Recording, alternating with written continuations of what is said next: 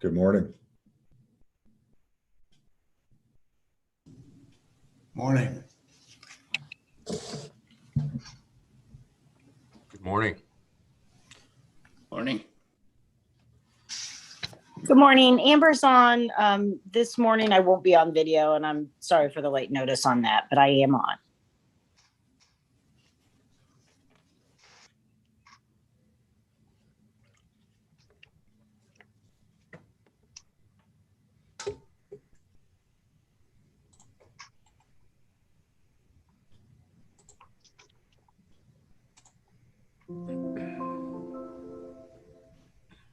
Good morning. Morning. Morning.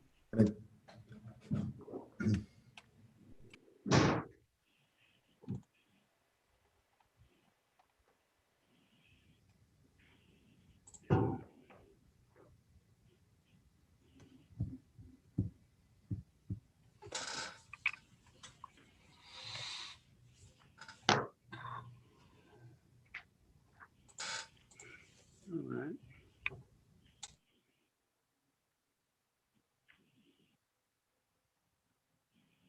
We're waiting for a few people. Bob, you didn't hear from anybody that wouldn't make it, correct? No, the only one I don't see is George at this point. Okay.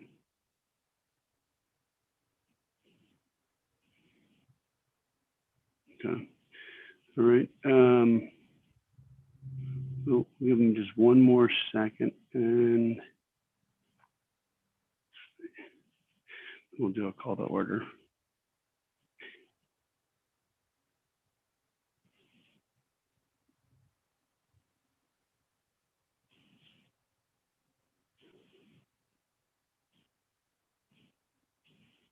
So,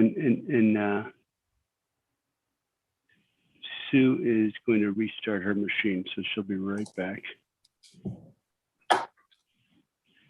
There's George. Good morning. Apologies for my tardiness.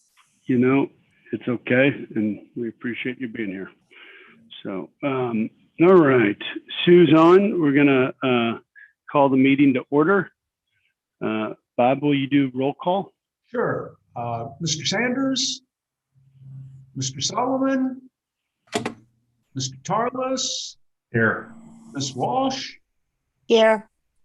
Co-Chair Allen, Co-Chair Moreland. Here. You have a unanimous quorum. Okay, and then we have Chief Sadler and Chief Frazier joining also. So wonderful. Thank you, Bob. All right. Sorry, I just lost my agenda.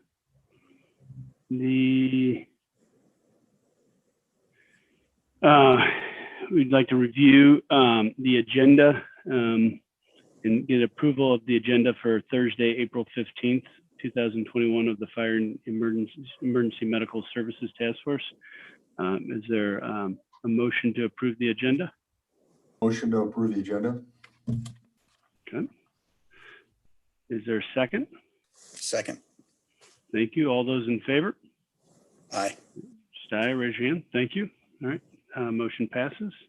And then we'd like to review and we need an approval of the meeting minutes of March 10th, 2021 Fire and EMS Task Force meeting. How do those the minutes look for everyone? Fine. Fine. Okay.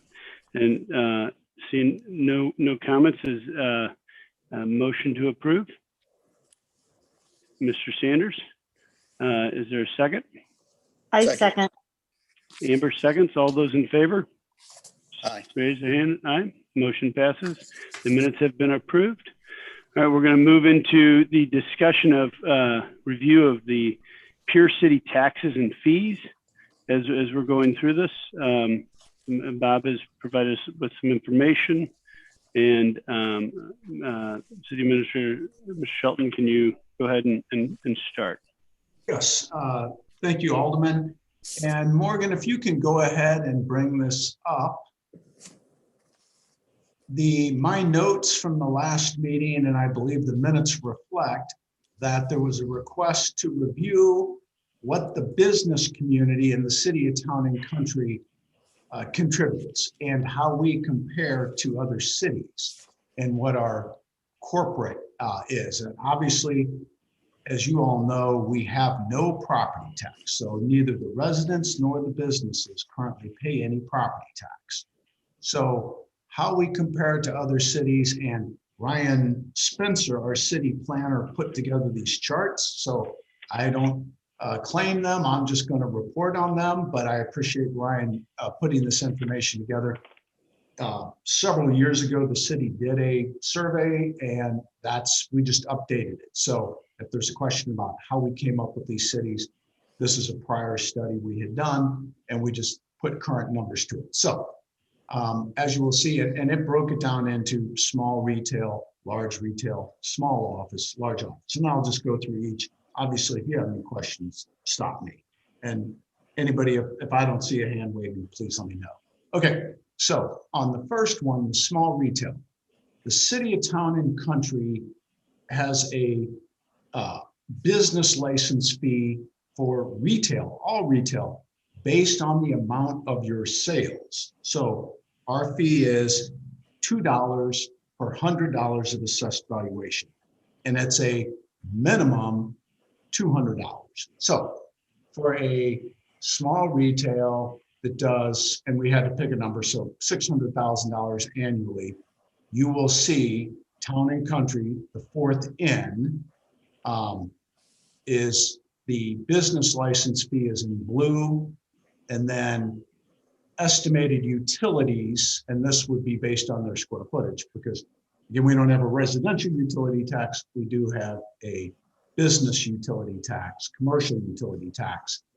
You'll see in the green what they pay in utility taxes. So also I would point out, as you see across all of the estimated utility revenues that are paid to these cities from commercial property, it's a cap by state law of 8%.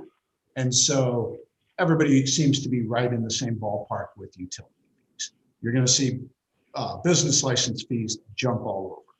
So, and then again, as you'll see on all four of these, in yellow, those cities that have a property tax. And then obviously in red, those that have a fire. So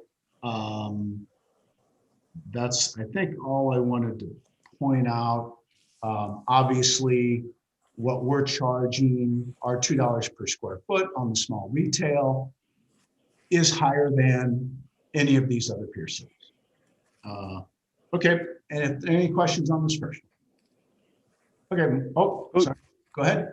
So it's just observation. So there's really only two, Tapera and ourselves are the only ones that do not either have a property tax or fire district. So there's really only two out of the 8 or 9 that you have there, right? Excellent point. And I will add that, and I will try to reiterate this, that Tapera, even though it looks low, they have a half-cent fire sales tax. So, you know, that's bringing in, my guess, a couple million. I could get that number for you, but that's why they, yeah, you're exactly right. Us and Tapera are the only ones that do not have a fire safety, a fire sales tax, or a property tax. So to that point, you said it was about $500,000, so that would run that up with a different color on top of that to about 2.5. Well, so no, because it's not business fees. Sorry, that's sales tax revenue, and that's not reflected in here. I'm just saying they don't need to impose any other fees because of that sales tax. Understood. Sorry. Okay, Morgan, if you could go to the next one. So this is large retail, all the same categories. Again, you'll see the percentage based on business license fees. Town and Country has the highest. Again, we're $2 per $100,000. So, you know, just as a quick comparison, you'll see the fourth one over is Frontenac. They're at $1 and we're at $2 based on their sales. So retail is Very, very, very, very important to us based on our business license fee structure. Again, utilities all about the same, and then those cities that have property tax and those that have fire district. And then again, there's the pair and us that don't have either the fire property tax or city property tax. Okay. Any questions on the large retailers? Todd?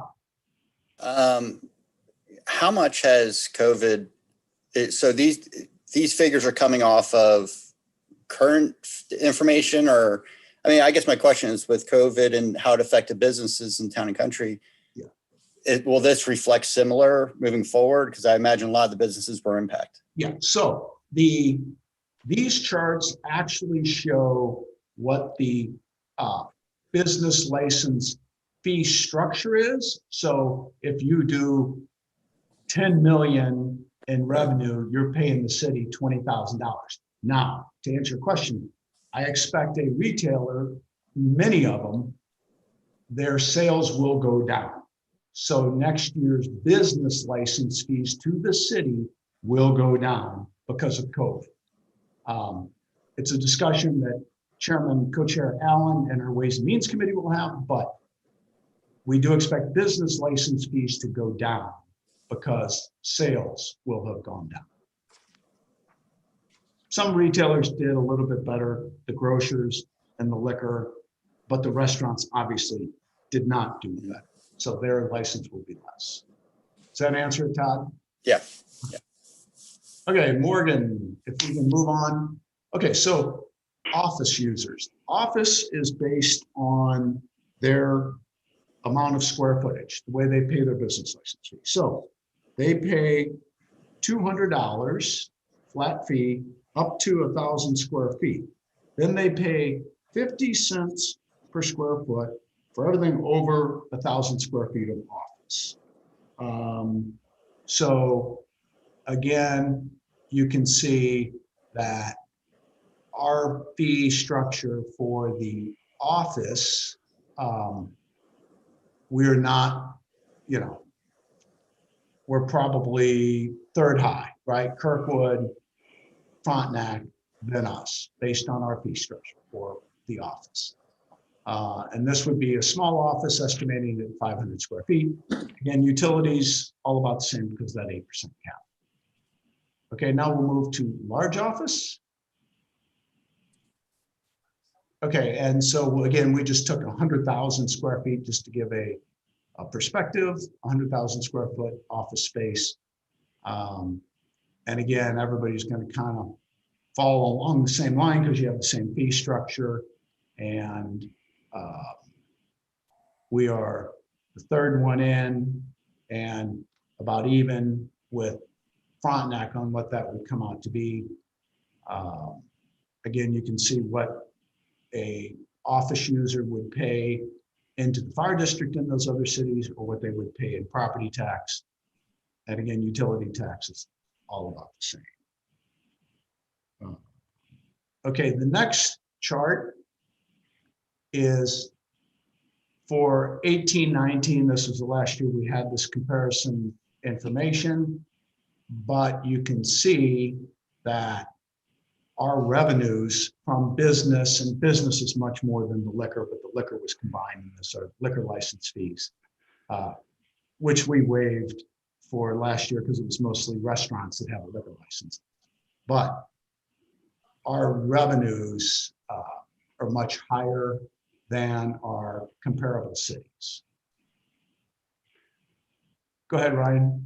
Do you have any, by comparison, like just, I know we have a lot of office space in other areas, like a Clayton or Richmond Heights, would that be more in our realm, or? I think a Clayton would be. I would suspect Chesterfield has more office when you think about the I-64 corridor. But we could try to get and a Clayton would by far exceed our amount of office space, but we could try to get a couple more, add a Clayton and get an idea on how much office space Chesterfield has. Yeah, that's fair. Okay, Morgan. Okay, so what we have on this chart is, and I think you've all seen it before, but just the overall property tax rate, and it breaks out based on school district of a group of comparison cities. So you can see Town and Country is second from the bottom, just a little bit higher than the city of De Pere. And again, Town and Country and De Pere have no property tax, have no fire property tax, no city property tax or fire property tax. And our rate at 6.2834 is the second low. Now, just for some comparison purposes, I took the cities of Creve Coeur and the Parkway, and I don't have this on a chart, so I'm just going to read it to you, but Creve Coeur, Baldwin, and Chesterfield, who are in the Parkway School District, and I averaged those rates out, and they are on an average $1.065 higher than Town and Country, also being in the Parkway School District. So if you go to the next slide, Morgan, which, and I'm just, again, for some kind of perspective, these are all of our scenarios that we looked at our last meeting. So just as an example, right, just for perspective, even if you added the highest scenario we had, which is $1.07, you would be right in the ballpark with those other cities in the Parkway School District, if you took the highest scenario, which is the $1.07. Now, none of that was convoluted. That's just kind of the way a little analysis I did last night. So the only thing I also realized I don't have that I will add to that to the property tax chart is the sales tax comparison. And when we've looked at it before, our sales tax rates in comparison are low because we don't have the fire sales tax, which many of the cities do. So that's all of the commercial property comparisons. And again, to back up to that property tax rate, those are residential and commercial that you just saw in that previous one.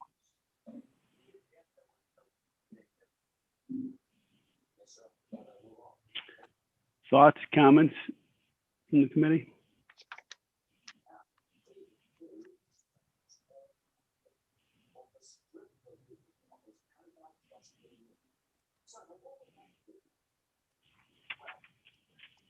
Any questions? No?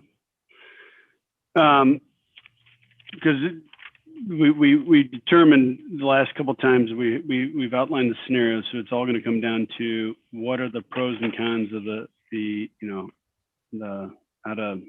how to fund it, and that's where Bob, thank you for kind of getting this information. Is there any additional information the task force would like to see from a financial perspective?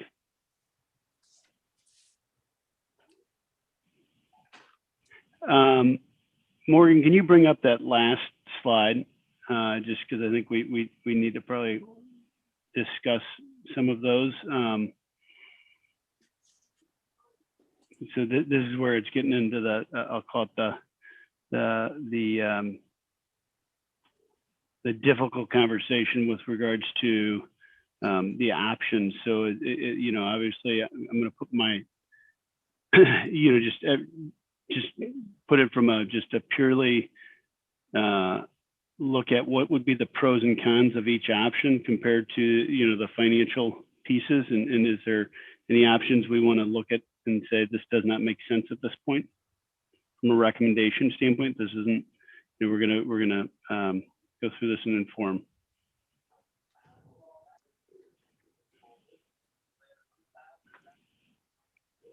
I'm confirming you guys can hear, everybody can hear me. Yes. Yes, Ryan, we can hear you. So good. You're not Good. getting a lot of feedback this morning. I think we're all still processing. There's a lot of great information here, but yes, we Thank can you. hear. Yeah, thank you, Amber. So, Ryan, yes, George. I would just say, and I think I'm a little bit of a broken record on this one, but feels to me like if we're going to do anything different from what we're doing now, we need to suggest and drive towards what the optimal end solution is. Something mental to me is doesn't make a lot of sense. If we're gonna really try to change things, then we need to push for what the optimal solution is. And I come back to the fact that this is a task force that is charged with making recommendations on what we think would be best for the city long term. And if all the experts are telling us that the best thing long term is solution 4, maybe something along the lines of number 4, or maybe that's just my bias, then that's what we should be talking about. Something in between, to me, doesn't feel like it gets there. It feels like it's just an incremental change that upsets the apple cart, but doesn't really solve the decades forward looking solution. So that's just my 2 cents, and that you got to pay for it. You know, I mean, it's a huge part of the budget for sure already. And if it's suboptimal, then we need to make the case to the residents for why this is the best outcome. And in the end, they're going to decide, I suppose, but I think we make that case.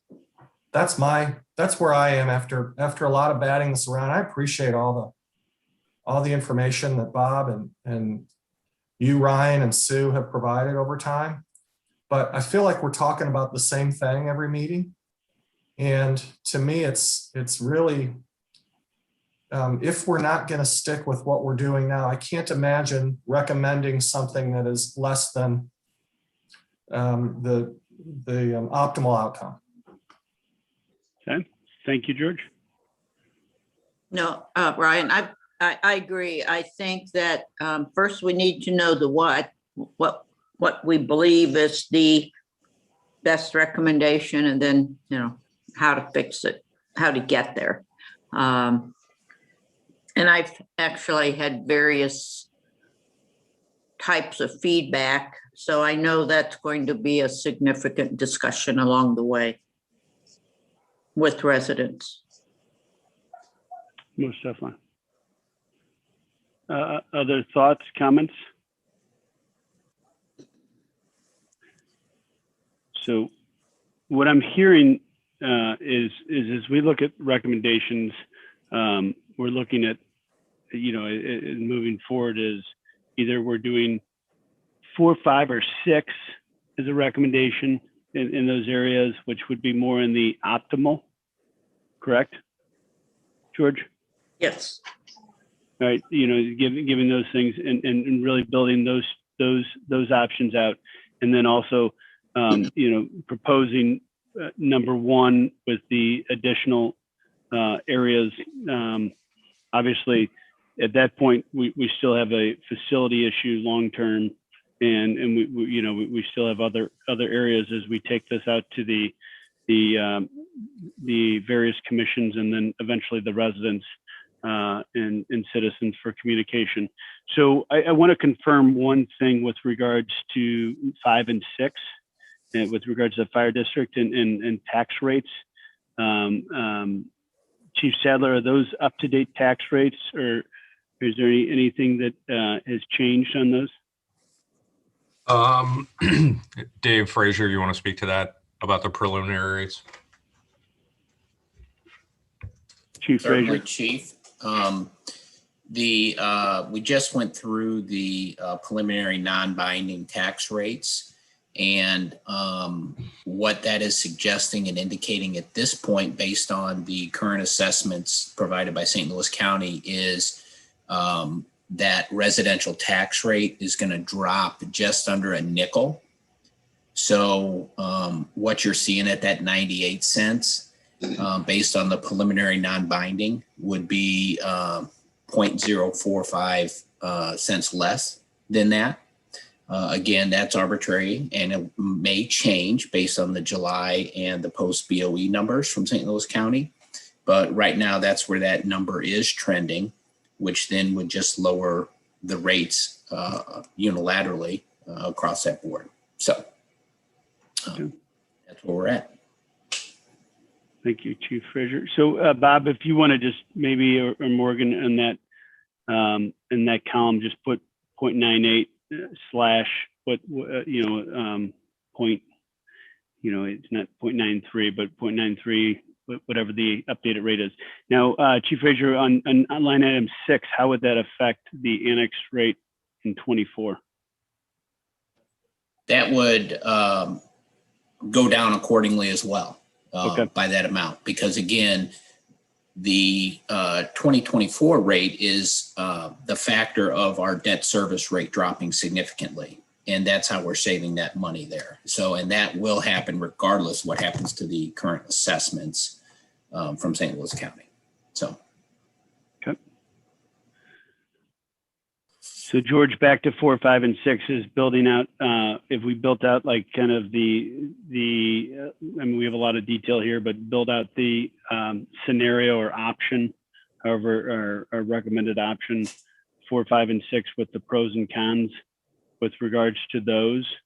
5 and 6 are kind of combined, just depending on obviously a timing area, and then update the other option. Of one of the currently we are not, there is no tax, estimated tax rate, there's no property tax. Bob, confirming on line item 1, is that adding a tax? Mr. Shelton? Yes, all of those would be in order to generate the necessary revenue. Now, everybody knows on this commission that we're currently just paying this out of general fund.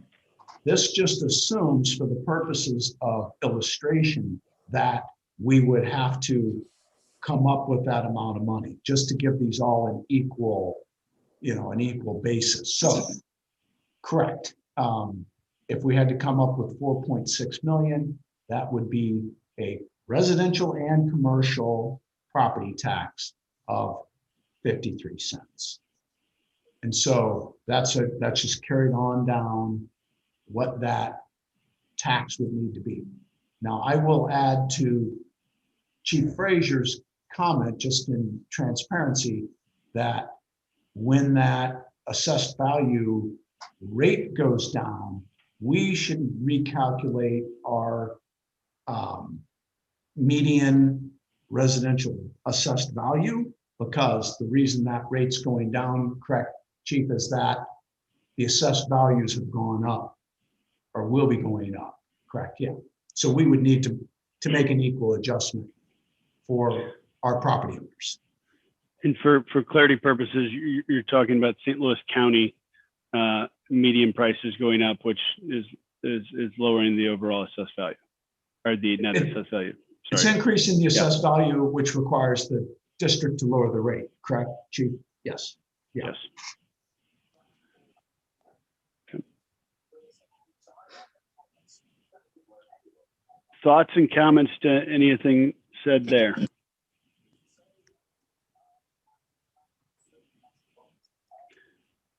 So, Ryan, I was going to say that I think a big part of the messaging too is the repurposing of those general funds. So in the case of line item 1, that 4.6 million, and the benefit to the city of how those monies are allocated going forward for other initiatives. I mean, there is a counterbalance to that. good point, George. And that goes to Todd's point of, we don't want to reduce some of the amenities or services we're offering currently in order to maintain budget and status quo, to look at that. Okay. And Bob, we can work on that of how we're going to repurpose the general funds, and then look out with the ways and means there. anything else that if we were going to communicate this, if we were sitting in front of a focus group of residents and we were going to go through this process and say, the data, it's kind of like telling the story. Here is the current service level. Here is, here's the optimal service level. This is the concerns and why we're talking about public safety and fire and EMS. Then to the current infrastructure and agreements in place to our options moving forward on that storyboard. Is there anything, and then repurposing the funds is a perfect point. Is there anything else we would put in that presentation? Well, the more I think about it, and I've ran through this in my mind a couple times, it's an uphill battle regardless, because we're asking residents to pay more in taxes, which everybody's always adverse to that. I agree with George. I mean, number 4, 5, or 6. I mean, those are our goals and targets. But if you get 10 people in a room, 10 residences in a room, and some of them are some of their houses are in the wards that have great service. They're timely, they're quick. Everything's been, Disneyland perfect, right? It's going to be to them. We're saying to them, hey, things are perfect for you, but we want to increase your taxes by $1,300 a year so others could get similar service. I mean, it's going to be an uphill battle. So I really think we need to zone in on exactly what is our target and how do we get there. I mean, maybe 4 is optimal and that's where we want to go, but maybe we fund half of it to get one new one built, and we have instead of going the full $7, maybe it's something that we start allocating a healthy fund every year to get the second house built 5 years down the road. Instead of hitting, residences with $1,300, maybe we could do it with the, $988. I mean, it's all semantics. I'm just thinking out loud. There's a reason why I'm sure Town and Country has gone through this path before with trying to have taxes. And I don't know what the outcome of that is, but I know what the outcome is because I don't pay any property taxes. So, yes, you do. I don't know where we fell short. And I think we really need to start building a compelling story that would resonate to all the residents, not just the ones living in Ward 1 and 4. Yeah, I think that's an excellent point. And kind of along those lines, I don't know if there's truth in this or if we can even put data behind it, but I have to think that there has to be some positive impact on property values with this sort of investment.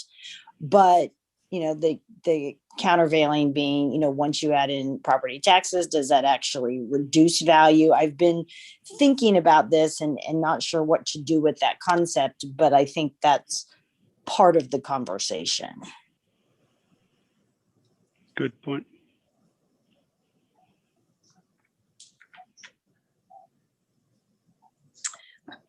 Do you all think that people would actually want to come to Town and Country, and the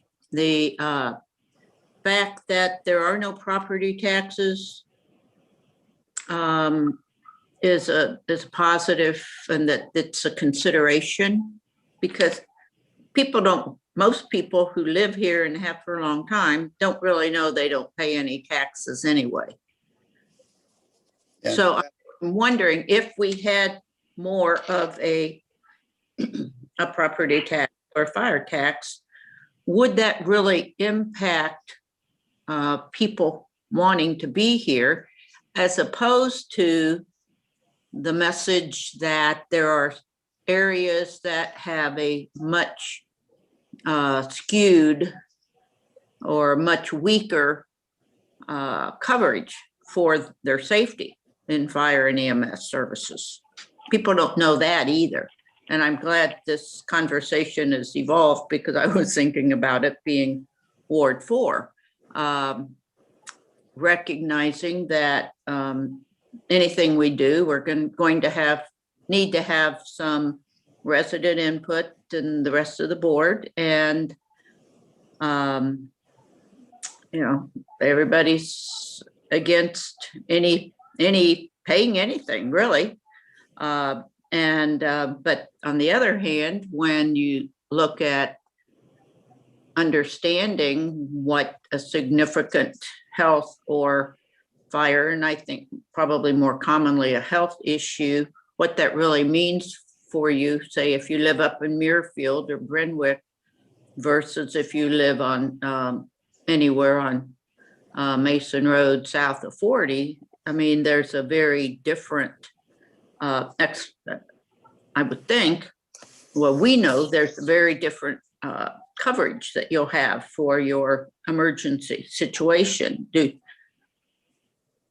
we think that that message will really be received by people and supported to be willing to say, yes, people in 2 and 3 to really say, yes, we'd like our neighbors in wards 1 and 4 to have the expectation of better services? Do we think people would really get to that point?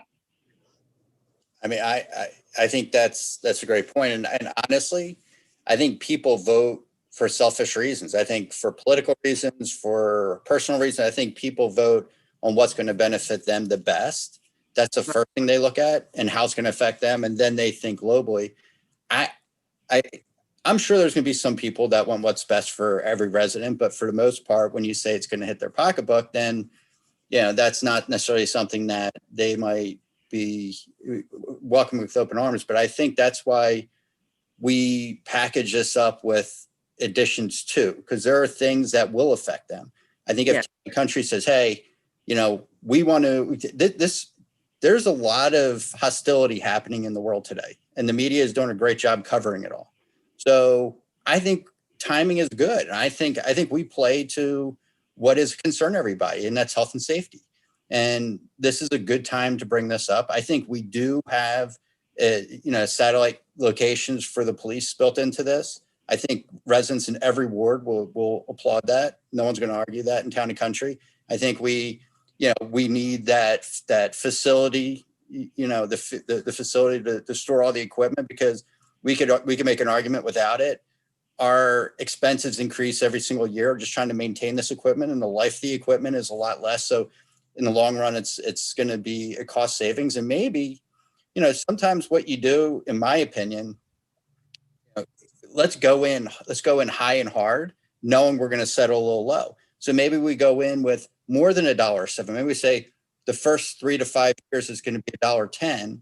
And we're going to have these extra substations for police. And we're also going to have this facility built for all the equipment, everything that we've never had. And we need for dire purposes. And we can explain that. And then after 3 years, the rate will drop down to $1.07. So maybe we say, hey, this is what it is now, but look down the road, it's going down to $1.07. So people they're going to gravitate to the $1.07, knowing that this proposal is not something that we're using to increase every year. There's a light at the end of the tunnel, but this is town and country. For a long time, we've been punting, and now it's time for us to actually hold on to the ball and run with it. It's going to be a hard sell no matter what. I mean, everybody in this group, no one sat through all these presentations like we have.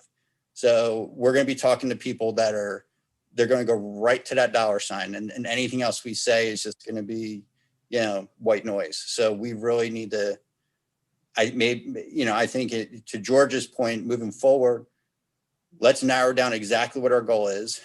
Let's figure out the best way of getting there and start developing our case, our argument for it. So that's well said.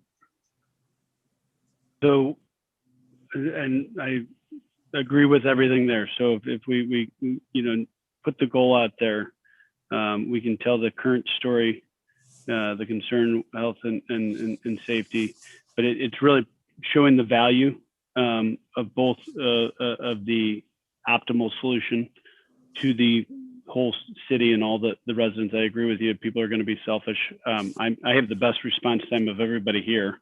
And I look at it as a city issue, not a ward issue. As a community, having to have that benefit be across the board is key.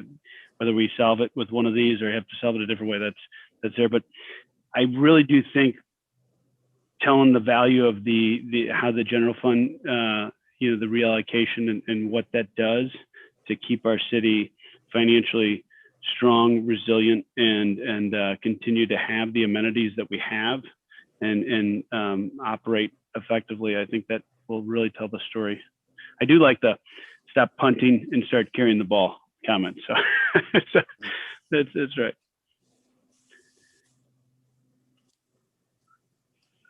So it sounds like we have our optimal solutions. We just need to, so our goal would be, we'll call it 4, 5, 6 and then play out 1.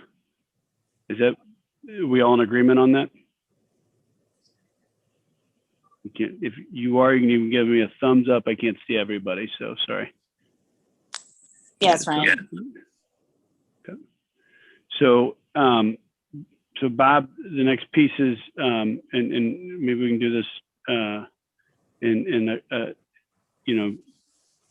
a time period where we can come back with, the story and the presentation with regards to current status, the reason why. I think everybody needs to come back as why are we even having this discussion, and build the compelling argument and just the overall benefit statement that would provide. And Alderman Mortland, if I could add, and not to put Chief Sadler on the spot, but based on what I'm hearing, I think that it would be helpful to hear, example, when you say you have the best response. Well, if the one ambulance we have is somewhere over in Ward 1 or over in Ward 4, you do not. And so I think Chief Sadler can add some latency to the benefits of these options 4, 5, and 6 for the entire community, regardless of where you live. And I think some estimated, obviously it's based on traffic and where they are, but Chief, is that something you think you'd be able to put together for us of how these options benefit the entire community? Yeah, absolutely. We can get some, obviously they would be estimates because we don't have anything drilled down into the 100% where we would be putting them, but based on what we've been talking about, we can definitely run some models for sure. Bob, I have a question, or Ryan, I have a question. Wouldn't number 6 only come into effect if we went with number 5? So I just wanted to point that out. Good point. Really, the options are 4 and 5, not 6. Good point. We'll leave it 4 and 5. Thank you. Okay, I'd just like to weigh in on 3 and 3 light because there's going to be a pushback, and to be annexed in, there's a certain mindset that we don't want to give up control long term to be annexed. So I think that we have 4 and 5 as one side of the issue, and then 3 or 3 light and the other, because then it does have to me, that's kind of a balance. It's balancing so that we would continue to contract, I'm assuming, with West County. But I know that just a lot of discussions and certainly individuals on my Ways and Means and people that have been here a long time, I think that would be a good measured way to put 3 and 3 light on one side of the issue, because there are people that are going to shoot the whole thing down just because they are against annexation. even though there's a very strong message to do it.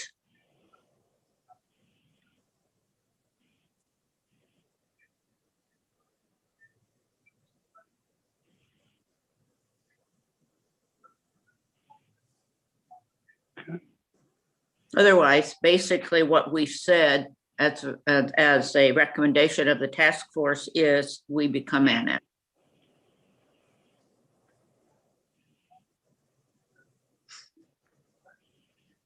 Alderman Allen, I will point out that option 4 is basically the optimal option with the city still contracting. Yes, yes. Oh, okay.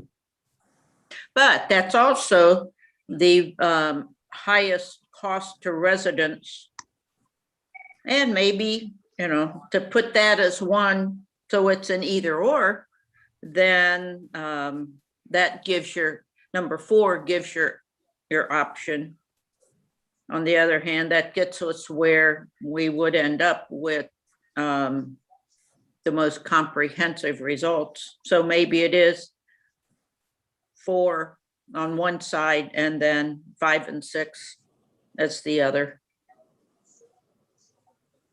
Just take 6 out, like, as Mr. Steen is, Yeah, just from a reference. So So basically it's 4, one on one side 4, on the other side 5. yeah. That So gets us where. I think, Ryan, I think number 6 makes 5 more digestible. I think that's why it's put on there. Right. agreed. Good point.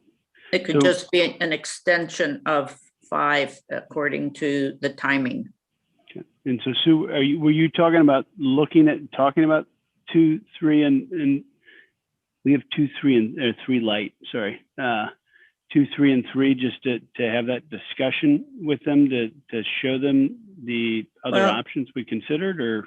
Maybe it's our default. I don't know. I mean, the best to me, between 4 and 5, I see, if you didn't have to consider the cost, then I have a feeling I know the strongest feelings for residents, certainly that have communicated with me and historically what we've seen.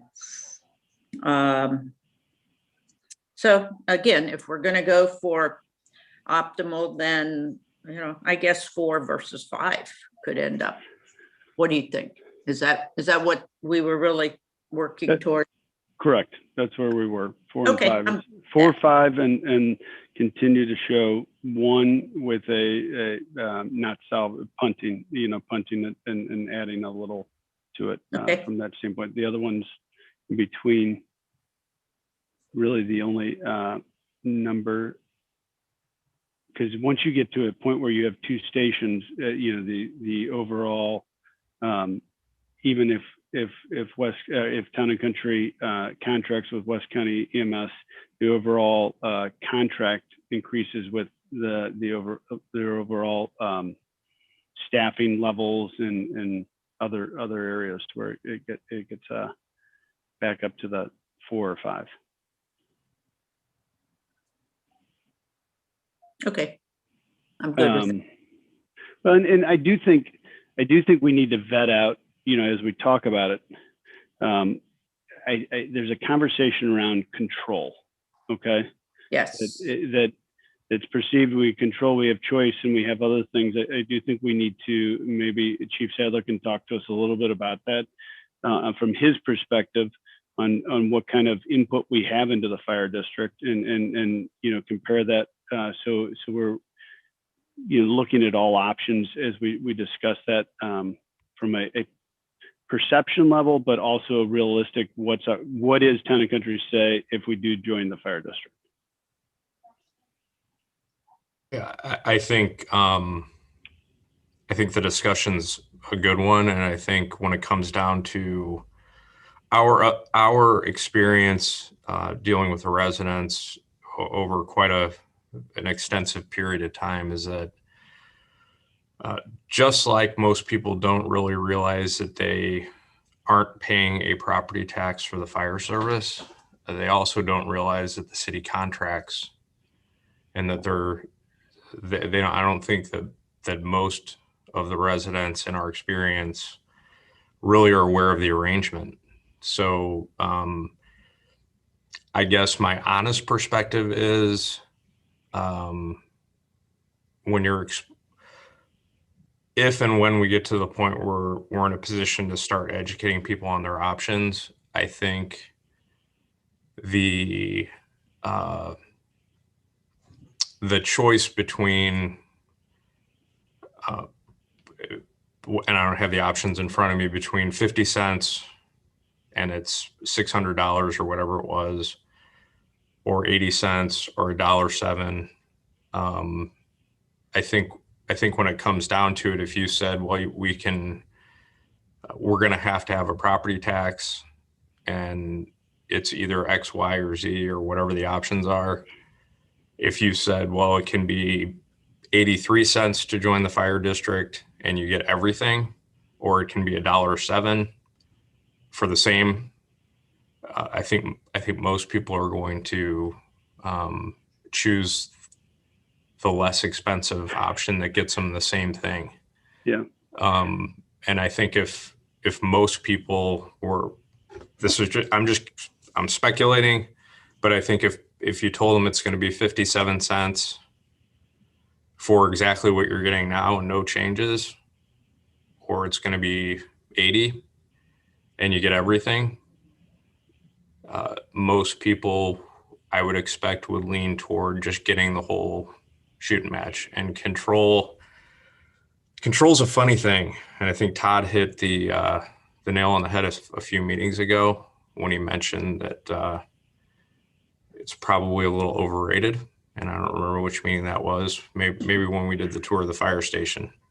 I think having the ability to actually sit on the board and vote is probably better control than not. But that's just my perspective. And having been in our meetings, Ryan, I think you could probably speak to that. Correct.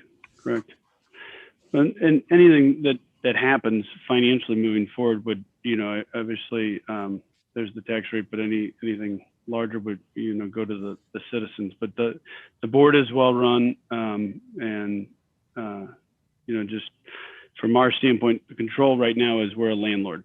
We're a landlord at Mason and Clayton, and we have a facility there that is it's not ideal, and it's architecturally nice, but it has some facilities constraints and issues. And then on top of that, just the overall, I'm looking at, are we providing the service and the safety that we need for our citizens? And if we can't say 100% yes to all citizens, not regardless of wards, the control is irrelevant to me. From the standpoint of figuring out what needs to move forward, how do we fund it, how do we pay for it? We're going to have both sides, and in the end, we just have to continue to communicate value, benefit, and we have to look long term. And that's the hard part here, because everybody, Todd, your statement is perfect, is everybody's doing it from their own shoes, from how does this affect me? What does this affect my financials? And I don't want to pay more taxes. I'll just, I'm just like anybody else, from that standpoint. But if it's going to provide, 20 years of safety for the citizens here and my family and other people, I've got to continue looking at the bigger picture. And I agree 100%.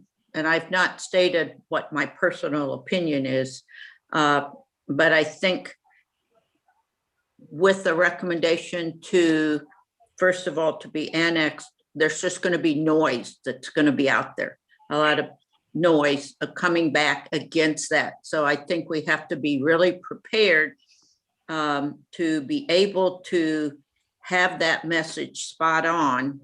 So when if and when the noise will calm down, people really get the message and they see this picture of what we're trying to get to.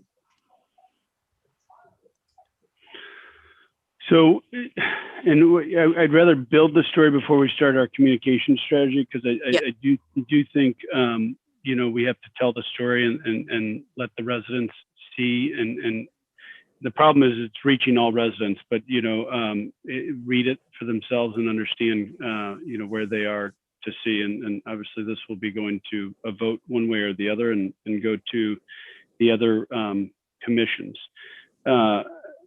Mr. Shelton, is this a point where we want to kind of firm this up and maybe take what our initial recommendations or to the commissions and get more ideas before we finalize our piece with this task force? My thought would be, Alderman, that it's probably a good time to present these base recommendations just for feedback to police, fire, and ways and means. And I think you might begin to develop what some of your questions will be. Those are your committees that are, I'd say, most in tune with the, you know, the options and the things that are being discussed. So I think that's a viable option at this point. Okay, and so we'll go ahead and move those to the commissions, come back with questions, and then come back with a draft of the story, not the story, but the presentation on how we communicate this to the residents, and then we can, once we get a little more tactical in the communication purposes, you know, we probably can take that internal, some of these pieces internal to the city staff. Any other items that everyone would like to discuss, or any other thoughts, comments there? I lost my agenda. So the piece, if you were, I request that everybody take a moment and think of your neighbor to your left and neighbor to your right in your house. All right, so I know my neighbors to my left over here are retired couple, and then the neighbors to my right have some young kids and other things. So how would you want to present this to them? In today's world, there's challenges with attention. But how would you think is best to present them and get their attention?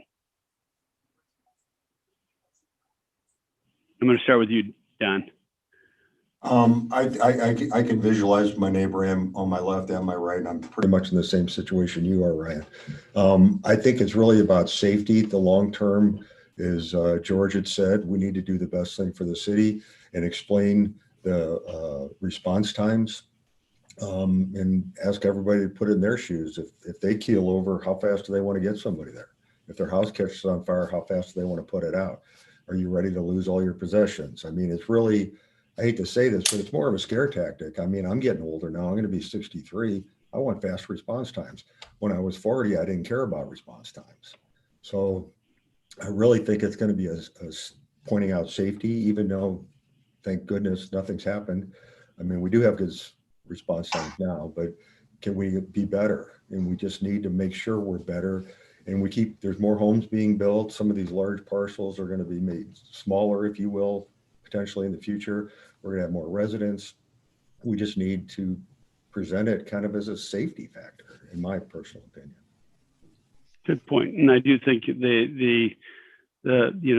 my neighbor with the kids, it's, you know, if something happened to your children, how quickly, you know, you need the response. Todd, any comments on your neighbors? I have one neighbor who's going to be, will give both arms and legs to be against this, but we'll make sure she's on vacation when we get the proposal. But No.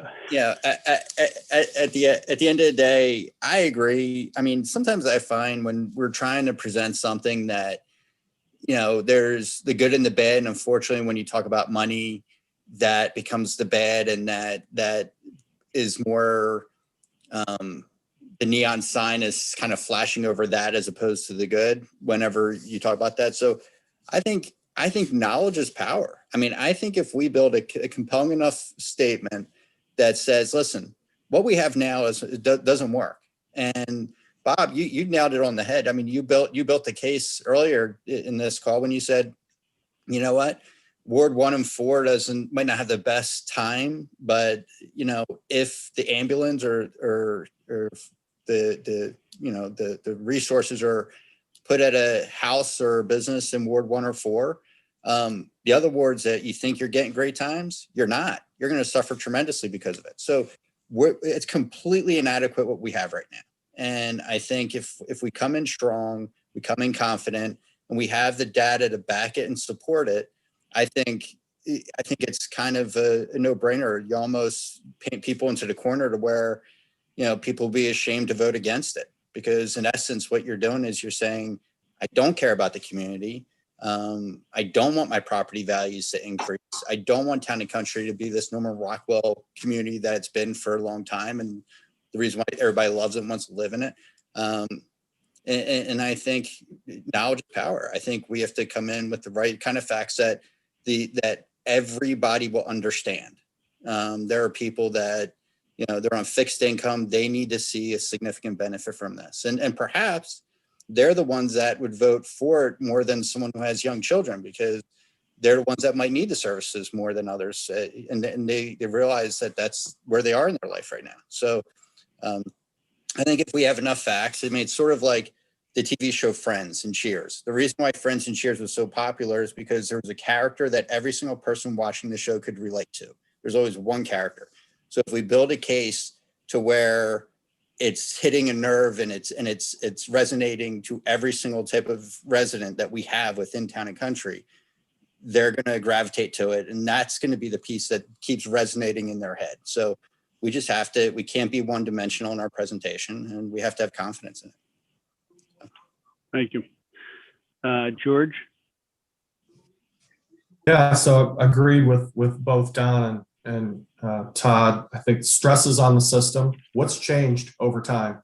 City's bigger, got more residents, more assisted living, that kind of stuff. So stress is on the system. It comprises such a huge part of our budget, and it's something that everybody takes for granted. It's public safety, but if it's not meeting the need, then that's not acceptable. Property values are mentioned. I don't know that it necessarily a tax enhances it, but it sure helps to prevent deterioration. And then, I think the other element that's really important is, what do we get for this? We're just going to get the same thing and pay a tax now. Maybe that's not as motivating. But if we say, here, with $4.3 million a year, here are the things we can fund as a city. So for the kids, people with young kids, oddly enough, I have the exact same situation. Young kids, retirees on both sides. But for the kids, we're going to do this stuff for the parks and trails. And here's how we can spend the $4.3 million in quote unquote found money. I think that helps make a more positive case too. I agree with the raising the awareness, educating, alarm bells kind of stuff, but there's ancillary benefits too to be had. And when people live in Town and Country, I think they expect a certain level of city services or amenities, and we've got them, but there's a cost to doing business. And here's what the costs are. Things have changed over the last 20 years. When I was growing up 30, 40 years ago, Town and Country was out in the sticks. And it's not like that anymore. We need to explain that to people, and look at all the assisted living facilities. Look at all the growth that the city's experienced. And if we haven't kept pace with that, we need to catch up, get out in front of it. Thank you. Amber? I'm going to defer discussion of my neighbors. I do appreciate the exercise, though, of thinking about all the different perspectives, not just based on ward, but based on, personal experience. So I do appreciate that exercise, but I don't have anything else to add. Okay. Sue? I'd like to say that provide the whole picture and make it focused on public safety. And we're looking, this is like insurance.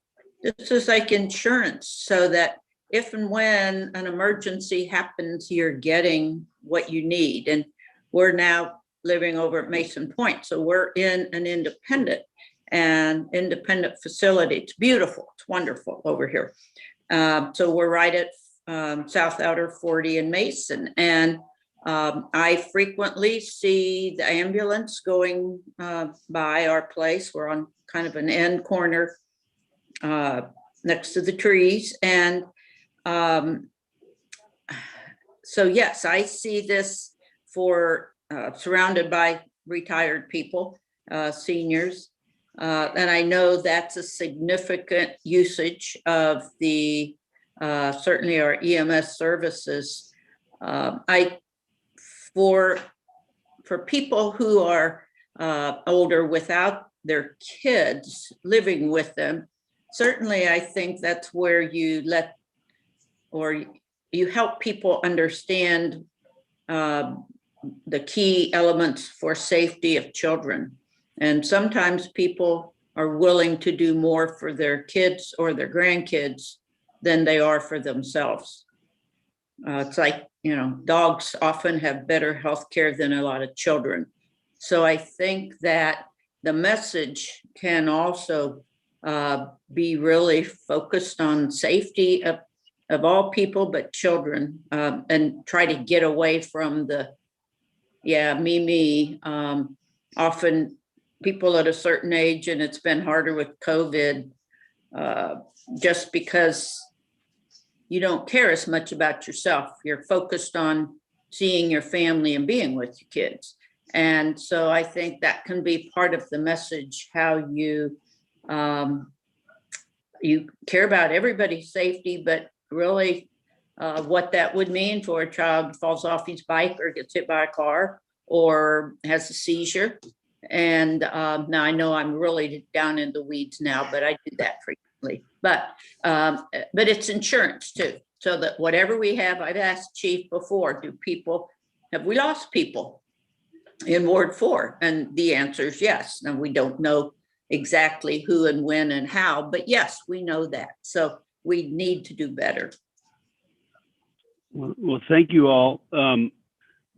My request to you, as we take this back to the commissions, my request to you as task members is to have a couple conversations with your neighbors, right? And just get some feedback. The reason we're doing this is long-term. Todd, valid point on short-term financial outlook and selfish, how it impacts it. But, if the resident's gonna stay in their house for 10 years, that's 10 years of public safety that they're investing in for themselves, their families, and the community. So my request is to do that. We will take it to the commissions. I think we got a lot of great information today, and I really appreciate your thoughts and your time. Is there any other items before we schedule the next date that anybody would like to discuss or mention? Seeing none. Mr. Shelton, do you have any other questions or requests? Nope. Okay. So I know the police, fire, and EMS does not meet till the end of this month. Sue, I'm not sure when Ways and Means, beginning of next month, correct? I think we have one right at the end of this month also. Okay. So we're at least a month out to meetings. So if everybody could pull up their calendars and the goal would be we present it, we get the questions, but at the same time, Mr. Shelton, is it feasible in the next month to kind of create this draft presentation and that we could potentially review next? Okay. So, and what I will also say is your volunteering time and your civic duty time, we might be coming to the runway portion of it to where we can get this to that area, then we'll be more at the execution instead of the planning design stage. So if we're looking, does this date and time work for Todd, George, Don, Amber? Thursday, is it, I don't even know if it's Wednesday or Thursday. Thursday at 8 a.m. Yes. I'm sorry. The 13th of May is what you're saying? 13th or the 20th. Yes, both of those are fine. Both are fine by me.